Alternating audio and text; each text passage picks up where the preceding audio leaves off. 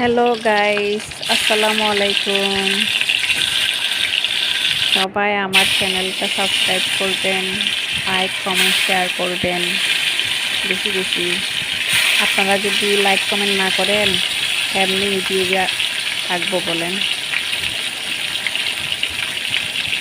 সবাই বেশি বেশি করে লাইক করবেন, সাবস্ক্রাইব করবেন, আমরাও যাতে একটা জায়গা তৈরি করতে পারি ইউটিউবে।